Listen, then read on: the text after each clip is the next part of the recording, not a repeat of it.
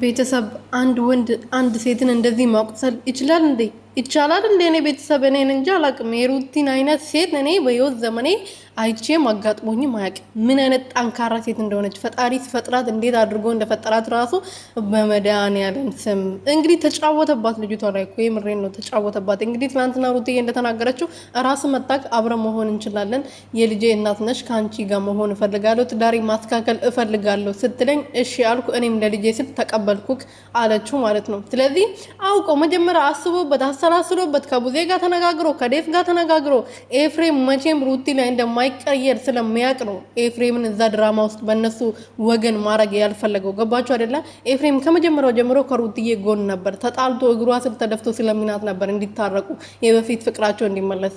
አሁንም ደግሞ እሱ ስለሚፈልግ ነው አብርሃምን ኤፍሬምን በሩቲ በኩል ሊያደርግ የፈለገው። ይሄ የተረገመ ሰውዬ እሱን የሚገል ይጥፋ፣ እሱን ከዚህ ሚዲያ የሚያስጠፋው ይጥፋ።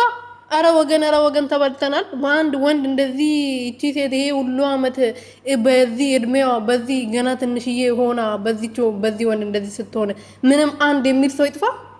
ትናንትና እኮ ልቧ ተሰብሯል። በቃ እኔ ማርያም እንደ ትናንትና አሳዝናኝ አታውቅም። እንደ ትናንትና ልቤ ተሰብሮ አቅም በሷ ምክንያት ትናንትና ከትላንት ወዲያ እኮ ሳቋ ፊቷ ላይ የለም። ልቧ እንዴት እንደተሰበረ ልቧ ተከፍቶ ቢታይ ምን አይነት እንትን እንዳለ አሁን እሷና ፈጣሪ ብቻ ናቸው የሚያውቁት። ሰላም ቤተሰቦቼ እንዴት ናችሁልኝ? እኔ በጣም ደህና ነኝ፣ እግዚአብሔር ይመስገን። በያላችሁበት ሰላማችሁ በዘት ተረፍረፍ ይበልልኝ። ለዚህ ቤት ለዚህ ቻናል አዲስ የሆናችሁ ሰብስክራይብ፣ ሼር፣ ላይክ እያደረጋችሁ ቤተሰብ እንድትሆኑ በትህትና እየጠየቅኩኝ እንግዲህ ትላንትና ሁላችንም አዝነናል። ምክንያቱም እህታችን የኛ ጠንካራ ሴት ትላንትና ልቧ ተሰብሮ ራሷን መቆጣጠር አቅቷት እሷ እኮ ያስለቀሳት እኮ እስከዛሬ የተባለችው ነገር አይደለም፣ እስከዛሬ የተደረገባት ነገር አይደለም ያስለቀሳት መጥቶ ራሱ ቤቷ ድረስ ሄዶ አብረን መሆን እንችላለን ብሎ ዛሬ ግን እነሱ ፊት ለፊት አቆሟት። እቺ ውሽሚት የምትባለው የማንም ቆሻሻ ፊት ለፊት አቆሞ እንደዛ ሲያፋጥጣት ነው ልቧ የተሰበረው። ሩቲ እኮ ሄርሜላ ፊት ለፊት ቆማ እንደዛ መጠየቅ የሌለባት ጥያቄ አይደለም፣ መጠየቅ አልነበረባትም። መጠየቅም ከነበረበት ብቻውን ነበር መጠየቅ የነበረበት። ይሄ ማፈሪያ የወንድ ማፈሪያ